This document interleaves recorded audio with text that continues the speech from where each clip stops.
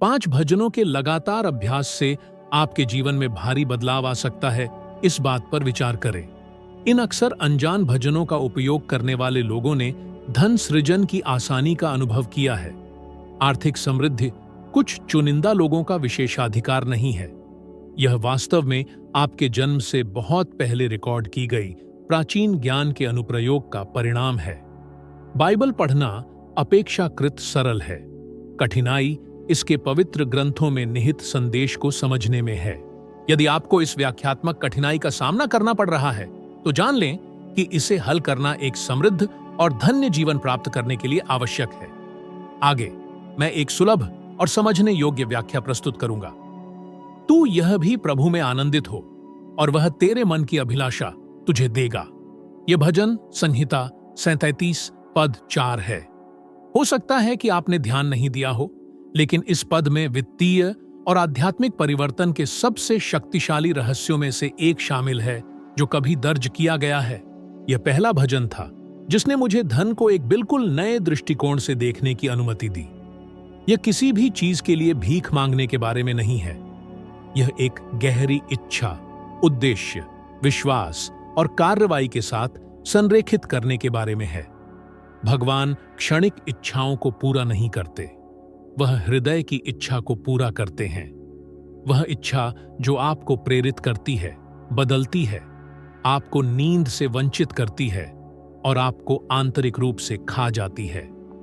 आत्मा की पूरी ताकत से किसी चीज की इच्छा करना किसी भी महत्वपूर्ण उपलब्धि की शुरुआत है। हालांकि जब मैं इच्छा का उल्लेख करता हूं, तो मेरा मतलब किसी डरी हुई इच्छा से नहीं है। एकमात्र अच्छा होगा अगर ऐसा हो जाए से है। इसका तात्पर्य एक प्रबल, अटल इच्छा से है जो एक रचनात्मक जुनून बनने में सक्षम है। इतनी तीव्र इच्छा जो आवश्यकता में बदल जाती है, विलासिता में नहीं। अधिकांश लोग कभी भी धन प्राप्त नहीं करते क्योंकि वे सतही इच्छाओं को पोषित करते हैं जो संदेह, भय और अपराध से भरे होते हैं। यहीं पर वित्तीय जीवन स्थिर हो जाता है। आपने कितनी बार अपने जीवन को बदलने की कामना की है, लेकिन महसूस किया है कि यह आपके लिए बहुत बड़ा है, कि शायद भगवान ऐसी महत्वाकांक्षा को स्वीकार नहीं करेंगे? और अगर यह विचार पूरी तरह से गलत हो? भजन संहिता 37 पद 4 दर्शाता है कि इच्छा पाप नहीं है। हृदय से उत्पन्न प्रामाणिक इच्छा आपकी वर्तमान स्थिति और उस महानता के बीच एक सेतु के रूप में कार्य करती है जिसे भगवान ने आपके लिए आरक्षित रखा है। यह वह सबक था जो मैंने इस भजन को जानने पर सीखा। इसने मुझे सिखाया कि किसी भी तकनीक या योजना से पहले मुझे यह स्पष्ट करने की आवश्यकता थी कि मैं क्या चाहता हूं और इसे अपने पूरे अस्तित्व के साथ चाहता हूं। इच्छा केवल भावना नहीं है, यह निर्णय है। आप इस भजन को तुरंत लागू कर सकते हैं। एक कागज लीजिए और लिखिए, मेरा हृदय समृद्धि से जीवन जीने की कामना करता है। मैं मासिक रूप से $10,000 की राशि कृतज्ञता पूर्वक प्राप्त करता हूं। इसे एक अनिश्चित अनुरोध के रूप में न लिखें, इसे एक आदेश के रूप में लिखें, जैसे कि आप पहले से ही इस वास्तविकता का अनुभव कर रहे हों। फिर अपनी आंखें बंद करें और अपनी बैंक खाते में यह राशि देखें। अपने सभी दायित्वों का समय पर भुगतान करने, यात्रा करने, अपने परिवार की सहायता करने और अपनी परियोजनाओं में निवेश करने की शांति को महसूस करें। यह केवल कल्पना नहीं है, यह आंतरिक निर्माण है। यह भजनहार द्वारा वर्णित सक्रिय विश्वास का प्रकार है। प्रभु में आनंदित होना, विश्वास करना, इच्छा करना और कार्य करना। मैं इसे दृढ़ विश्वास से कह सकता हूं क्योंकि मैंने इसे अपने जीवन में प्रकट होते हुए देखा है। 13 साल की उम्र में मैं वर्जीनिया के ग्रामीण इलाके का एक गरीब लड़का था। हालांकि मेरे अंदर कुछ ऐसा था जो मुझे बता रहा था कि मैं इससे आगे जा सकता हूं। मुझे नहीं पता था कि कैसे, न ही मेरे पास संसाधन थे, लेकिन मेरा दिल उत्सुकता से बढ़ने की इच्छा रखता था। मेरे अंदर इस इच्छा को जगाकर मैंने अपना खुद का स्थानीय समाचार पत्र माउंटेन रिपोर्टर लिखना और बेचना शुरू कर दिया। मैंने खुद टाइप किया, प्रिंट किया और बेचा। हालांकि लाभ मामूली था, लेकिन मुझे कुछ अनमोल मिला। इस बात का यकीन कि मेरे सपने असत्य नहीं थे। इस छोटे से समाचार पत्र ने मेरे जीवन पथ की शुरुआत की।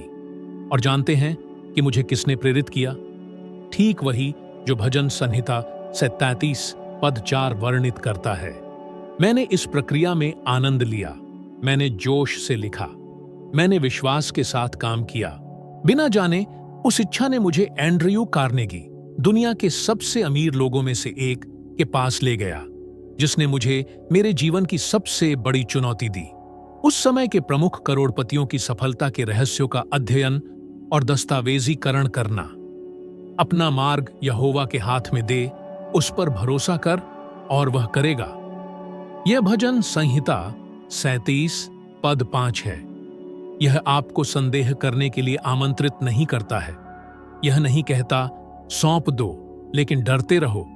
यह सुझाव नहीं देता सौंप दो और लगातार सवाल करो।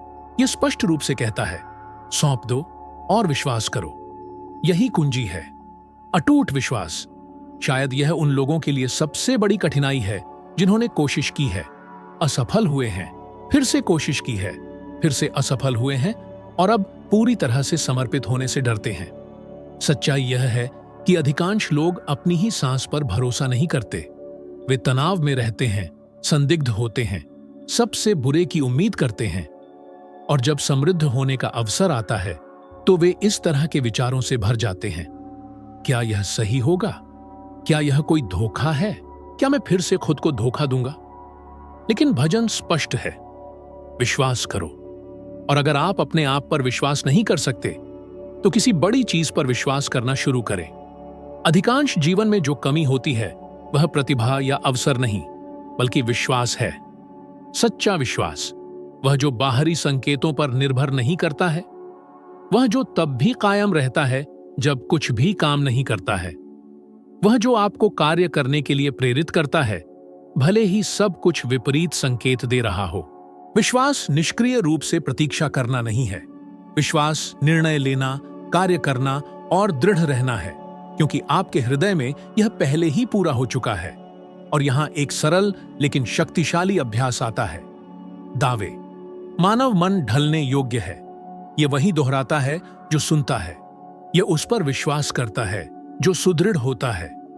इसलिए हर सुबह जागने पर और हर रात सोने से पहले एक स्पष्ट वर्तमान भावनात्मक वाक्य दोहराए। कहें, मैं समृद्ध हूं, मैं निर्देशित हूं, मैं आत्मविश्वासी हूं, मैं बुद्धि और उद्देश्य के साथ मासिक रूप से $10,000 कमाता हूं। जैसे यह सच हो वैसे ही कहें। और अगर आपका मन आपका मजाक उड़ाता है तो और दृढ़ता से दोहराए, क्योंकि समय के साथ यह आवाज अपनी लड़ाई छोड़ देगी और एक दिन यह विश्वास करना शुरू कर देगी और उस दिन सब कुछ बदल जाता है। हिल इसे गहराई से समझते थे। वे विश्वास की शक्ति में इतना विश्वास करते थे कि उन्होंने वर्षों तक दावा किया कि वे संयुक्त राज्य अमेरिका के 2 राष्ट्रपतियों वुडरो विल्सन और फ्रैंकलिन रूजवेल्ट के सलाहकार थे। आज कई इतिहासकार इस कथन की सत्यता पर सवाल उठाते हैं, लेकिन जानते हैं कि कोई क्या नहीं नकार सकता कि वे इस पर अपने शरीर की हर कोशिका के साथ विश्वास करते थे। और यह विश्वास था, यह अटूट विश्वास, जिसने उन्हें एक प्रभावशाली व्यक्ति के रूप में व्यवहार करने के लिए प्रेरित किया, जिसने उन्हें अधिकार के साथ लिखने के लिए प्रेरित किया और जिसने उन्हें उच्च स्तर के लोगों को आकर्षित करने के लिए प्रेरित किया। हिल दिखावा नहीं कर रहे थे, वे उसे उस तीव्रता से जी रहे थे जो पहले ही होने से पहले विश्वास कर चुके थे। और यही अंतर है जो करता है और जो केवल देखता है।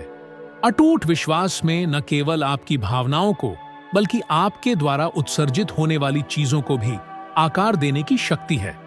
अटूट विश्वास वाले लोग एक अलग ऊर्जा का विकिरण करते हैं, वे चुंबकीय बन जाते हैं। विज्ञान इसे पहले ही पहचान चुका है। तंत्रिका विज्ञान में अध्ययन दर्शाते हैं कि विश्वास और कृतज्ञता से जुड़े मस्तिष्क के पैटर्न डोपामाइन, सेरोटोनिन और विश्वास और कल्याण से जुड़े अन्य न्यूरोट्रांसमीटरों की रिहाई को बढ़ाते हैं। दूसरे शब्दों में, विश्वास मस्तिष्क को बदल देता है, शरीर को पुनः प्रोग्राम करता है और इसे दुनिया में फिर से स्थापित करता है। इसलिए यदि आप अभी अपने आप पर संदेह कर रहे हैं, यदि आपका मन कह रहा है यह मेरे लिए नहीं है, तो मैं चाहता हूं कि आप गहरी सांस लें और जोर से कहें, भले ही मैं अभी न देखूं, मैं विश्वास करता हूं। और सच में विश्वास करें, कार्रवाई के साथ विश्वास करें, क्योंकि बिना चले मार्ग को सौंपना विश्वास नहीं है, आलस्य है। अब अंधेरे में भी डर के साथ भी सौंपना और चलते रहना, यही विश्वास है और यही पहाड़ों को हिलाता है। अगले 7 दिनों के दौरान मैं एक चुनौती प्रस्तुत करना चाहता हूं। एक कागज पर मैं मार्ग पर विश्वास करता हूं और विश्वास के साथ कार्य करता हूं। वाक्य लिखें। इस वाक्य को दिखाई देने दें रेफ्रिजरेटर पर, दर्पण पर, मोबाइल के स्क्रीन सेवर पर, और हर बार जब डर, निराशा या संदेह आपको प्रभावित करे, जोर से इस वाक्य को पढ़ें। हर शब्द में विश्वास रखें, क्योंकि जब विश्वास डर से बड़ा हो जाता है तो कुछ भी आपको नहीं रोक सकता। और जैसा कि भजन कहता है, वह करेगा, लेकिन केवल तभी जब आप सौंप दें और विश्वास करें। जैसा तेरे मन में विचार होगा वैसा ही होगा। यह नीति वचन के अध्याय 23 का 7वां पद है। और यद्यपि तकनीकी रूप से यह भजन नहीं है, यह उन गहरे सत्यों में से एक को प्रकट करता है जो सीधे हिल की शिक्षाओं से जुड़ते हैं। आप वही बन जाते हैं जिसे आप आंतरिक रूप से दोहराते हैं। और यहां समृद्धि के तीसरे भजन की कुंजी है, आत्म सुझाव की शक्ति। अधिकांश लोग उन विचारों से बंधे हुए रहते हैं जो उनके अपने भी नहीं हैं। ये परिवार के सदस्यों की आवाजें हैं जो कहते थे, पैसा हमारे लिए नहीं है। शिक्षक जो दोहराते थे, आप कभी आगे नहीं बढ़ेंगे। सहकर्मी जो मजाक उड़ाते थे, आप खुद को क्या समझते हैं। और ये आवाजें समय के साथ आपकी बन जाती हैं। आप बिना जाने खुद को नुकसान पहुंचाना शुरू कर देते हैं। आत्म सुझाव इन आवाजों को फिर से लिखने की प्रक्रिया है। यह हर दिन उस चीज को दोहराने की कला है जिसे आप सच बनना चाहते हैं। विज्ञान ने इसे सिद्ध कर दिया है। न्यूरोप्लास्टिसिटी के अध्ययन दर्शाते हैं कि मस्तिष्क बार बार दोहराए जाने वाले पैटर्न के आधार पर नए तंत्रिका संबंध बनाता है। यानी जब आप कहते हैं मैं समृद्ध हूं, तो मस्तिष्क एक समृद्ध व्यक्ति की पहचान बनाना शुरू कर देता है। लेकिन एक महत्वपूर्ण बात है, भावना। किसी वाक्य का उदासीन दोहराव उसे आत्मसात करने की गारंटी नहीं देता। हालांकि मैं आर्थिक रूप से धन्य हूं, यह कथन कृतज्ञता, विश्वास और स्पष्ट दृश्य के साथ कहने पर गहरी जड़ें जमा लेता है। हिल इस सिद्धांत को चरम पर ले गए। अपनी पुस्तक में रात के समय अपने अदृश्य सलाहकारों के साथ मानसिक मुलाकातों के बारे में बताया। अपने दिमाग में वह प्रमुख ऐतिहासिक हस्तियों Abraham Lincoln, Thomas Edison, Henry Ford के साथ मार्गदर्शन मांगने के लिए मिलते थे। हालांकि यह असामान्य लग सकता है, कल्पना के इस अभ्यास ने उन्हें समाधान, अंतर्ज्ञान और स्पष्टता तक पहुंचने की अनुमति दी, जैसे कि वे वास्तव में प्रतिभाशाली दिमागों की सलाह ले रहे हों।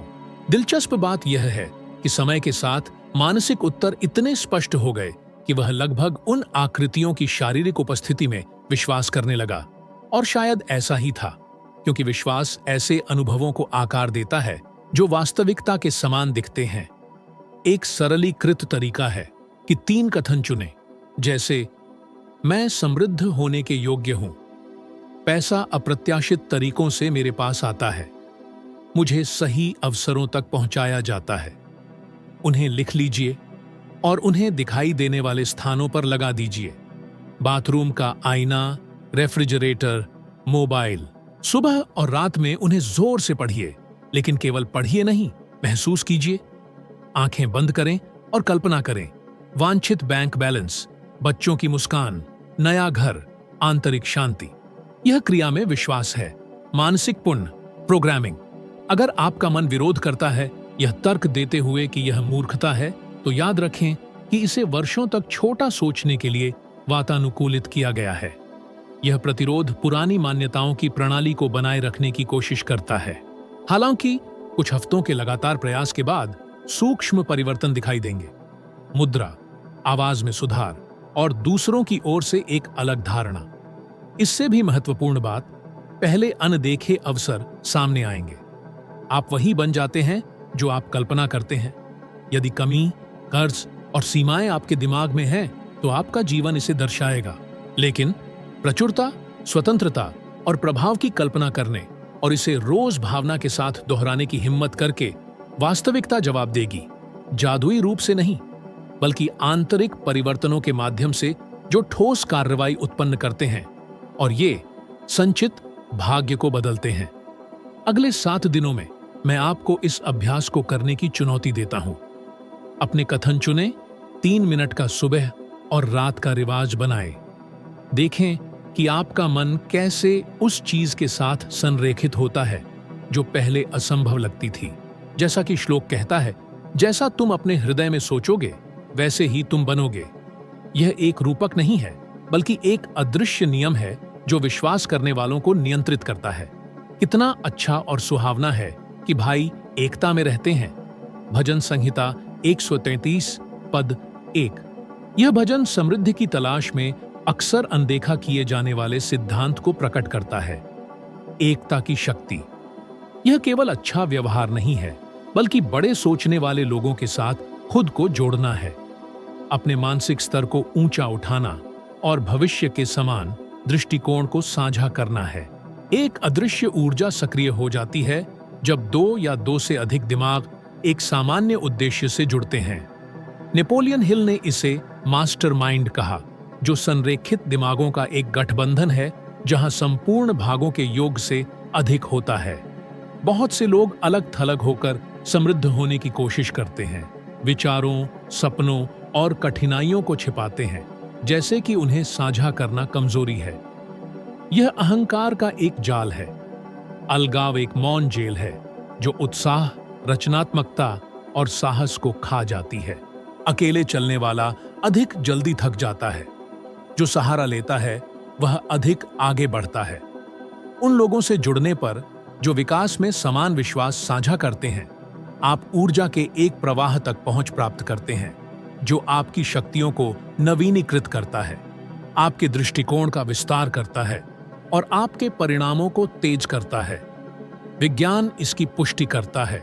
हार्वर्ड जैसे विश्वविद्यालयों में शोध दर्शाते हैं कि आशावादी, आत्मविश्वासी और महत्वाकांक्षी लोगों के साथ रहने से सीधे तंत्रिका तंत्र, आंतरिक प्रेरणा और उत्पादकता से संबंधित हार्मोनल स्तर प्रभावित होते हैं। यह रहस्यवाद नहीं है, बल्कि सामाजिक जीव विज्ञान है। आपका मन उन 5 लोगों के औसत से ढल जाता है जिनके साथ आप सबसे अधिक समय बिताते हैं। यदि आपका साथ उन लोगों के साथ है जो शिकायत करते हैं, अविश्वास करते हैं और कमी में रहते हैं, तो आप इस पैटर्न को दोहराएंगे। लेकिन उन लोगों से जुड़ने पर जो प्रचुरता, विश्वास और कार्रवाई की ओर कंपन करते हैं, आप अनिवार्य रूप से ऊंचा उठाया जाएगा। हिल ने इसे समझा, अपने मिशन को मजबूत करने के लिए सहयोगियों, वास्तविक और मानसिक का एक चक्र बनाया। UBETS स्टील के अध्यक्ष चार्ल्स श्वाब एक महत्वपूर्ण व्यक्ति थे, जिन्होंने दरवाजे खोले, संबंध बनाए और अमेरिकी उद्योग के बड़े नामों के सामने हिल के काम को मान्य किया।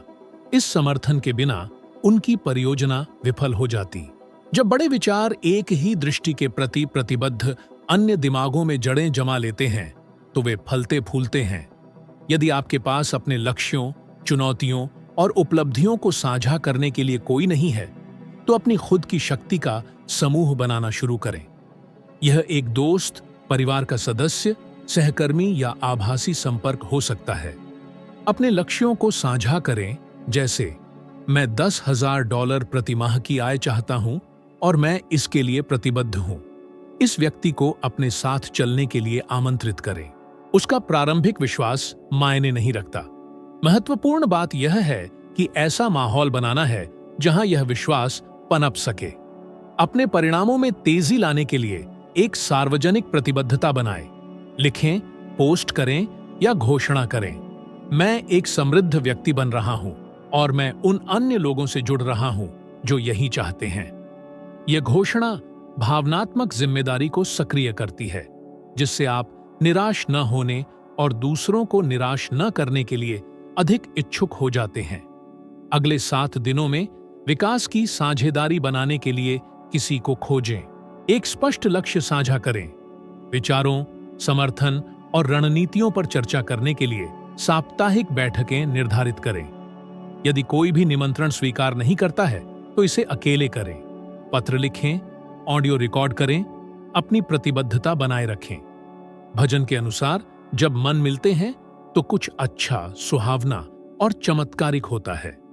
समृद्धि अधिक प्रयास से नहीं बल्कि अधिक जुड़ाव से इंतजार कर सकती है, क्योंकि कोई भी अकेला नहीं जीतता। जो इसे समझता है वह आगे बढ़ता है। जो इसे जीता है वह न केवल अपना जीवन बल्कि अपने आसपास के लोगों का जीवन भी बदल देता है। जो आंसुओं से बोते हैं वे आनंद के गीतों से काटेंगे। भजन संहिता 126 पद 5। यह भजन समृद्धि की यात्रा में सबसे गलत व्याख्या किए गए सिद्धांत को सिखाता है। असफलता का मूल्य। यह नहीं कहता कि जो उत्सव से बोता है वह उत्सव से काटेगा, लेकिन जो रोते हुए बोता है, दर्द में लगाता है, टूटे हुए दिल के साथ दृढ़ रहता है, वह आनंद से काटेगा। बहुत से लोग असफलता को अक्षमता का संकेत मानते हैं, लेकिन भजन इसके विपरीत दिखाता है। असफलता प्रक्रिया का हिस्सा है। दुख उपजाऊ हो सकता है। दर्द एक ऐसी भूमि जहां अदृश्य बीज अंकुरित होते हैं। अंतर यह है कि आंखों में आंसू होने पर भी बोते रहना है। हमें हारना नहीं सिखाया जाता है। बचपन से ही हमें गलती से डरना, कमियों को छिपाना और ठोकरों पर शर्म महसूस करना सिखाया जाता है। लेकिन वास्तविक जीवन ऐसा नहीं है। महान विजयें असफलताओं के पहाड़ों पर बनती हैं। यह गिरावट से बचने के बारे में नहीं है, बल्कि बेहतर तरीके से उठना सीखने के बारे में है। प्रत्येक गिरावट से एक नक्शा, एक सबक, एक नई ताकत निकालना।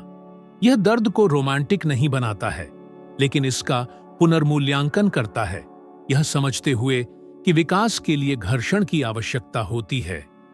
आत्मा को विस्तार करने के लिए प्रतिरोध की आवश्यकता होती है। जो लोग समृद्ध होते हैं वे असफलताओं से नहीं बचते, बल्कि जल्दी सीखते हैं और आगे बढ़ते हैं। नेपोलियन हिल ने इसे कई बार अनुभव किया। वह एक परिपूर्ण प्रतिभाशाली व्यक्ति नहीं थे, न ही एक त्रुटिरहित लेखक। उनके विचार अस्वीकार कर दिए गए, कंपनियां दिवालिया हो गईं, प्रस्तावों को नजरअंदाज कर दिया गया। एक समय पर उन्होंने संपत्तियां खो दी, वित्तीय कठिनाइयों का सामना किया और उनकी उपलब्धियों को बढ़ा चढ़ाकर पेश करने का आरोप लगाया गया। फिर भी वह नहीं रुके, लिखते, पढ़ाते और प्रेरित करते रहे।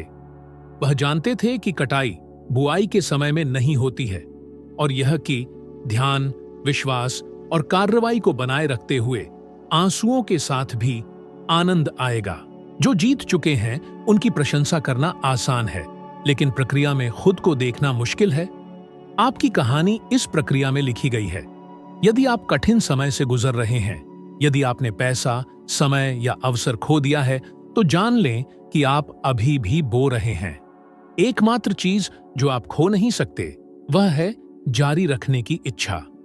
इस समय एक नोटबुक में लिखें, आखिरी निराशा क्या थी जिसने आपको महत्वपूर्ण रूप से प्रभावित किया? उसने आपको क्या शिक्षाएं दी? आज से इसी तरह के पैटर्न की पुनरावृत्ति से बचने के लिए क्या निर्णय लिया जा सकता है? और दुख की भावनाओं के बावजूद आप अभी क्या पहल करेंगे? वैज्ञानिक प्रमाण दर्शाता है कि जो व्यक्ति अपने नकारात्मक अनुभवों की पुनर्व्याख्या सीखने के अवसर के रूप में करने में सक्षम हैं, उनमें भावनात्मक रिकवरी, दीर्घकालिक सफलता और अस्तित्वगत संतुष्टि के उच्च स्तर होते हैं। स्टैनफोर्ड विश्वविद्यालय में किए गए एक शोध से पता चला है कि जो लोग विकास की मानसिकता को बढ़ावा देते हैं वे प्रतिकूलताओं का सामना अधिक एकाग्रता, रचनात्मकता और दृढ़ता से करते हैं। दर्द का मतलब अंत नहीं, बल्कि एक प्रशिक्षण प्रक्रिया है, एक भट्टी जहां आपका निखार ढलता है। अगले 7 दिनों में चुनौती ये है, हाल ही में हुई किसी निराशा को चुनिए और उस अनुभव से सीखे गए 3 सबक बताइए। फिर उन सबकों के आधार पर 3 ऐसे काम लिखिए जिन्हें आप करेंगे। इसके बाद आभार व्यक्त करें। हाँ, उस निराशाजनक अनुभव के लिए शुक्रिया अदा करें। केवल वही लोग खुशियों के लायक होते हैं जो मुश्किलों का शुक्रिया अदा करते हैं, और वो खुशियां जरूर आएंगी, क्योंकि जो आंसुओं से बोता है वो गीतों से काटता है, और जो असफलता को ज्ञान में बदलता है वो जरूर कमी को बहुतायत में बदल देगा। यह उन लोगों की फसल है जो लगातार प्रयास करते हैं। यह उन लोगों के लिए वादा है जो लगातार बोते रहते हैं, भले ही जीवन उजाड़ सा लग रहा हो, क्योंकि फसल हमेशा आती है, हमेशा, लेकिन केवल उन लोगों के लिए जो दृढ़ रहते हैं। अब जब आप इन शिक्षाओं और इनके द्वारा आपके मानसिक, आर्थिक और आध्यात्मिक जीवन में बदलाव लाने के तरीके को समझ गए हैं, तो याद रखें, यह तो बस शुरुआत है। इस यात्रा के हर कदम में आपकी जिंदगी की दिशा पूरी तरह से बदलने की ताकत है। और अगर आप यहां तक पहुंचे हैं तो इसका मतलब है कि आपके अंदर कुछ जागृत हो चुका है। इसलिए आगे बढ़िए। अभी अपनी स्क्रीन पर उपलब्ध अगले वीडियो को देखें। वहां आप व्यावहारिक ज्ञान और सच्चे परिवर्तन की सीढ़ी पर एक और कदम ऊपर चढ़ेंगे। और मैं आपको विश्वास दिलाता हूं, अगर आपको यह सामग्री सार्थक लगी तो अगली सामग्री आपको जीवन को एक नए नजरिए से देखने का मौका देगी। मैं आपका साथ देने के लिए हूं और आपका वहां इंतजार करूंगा।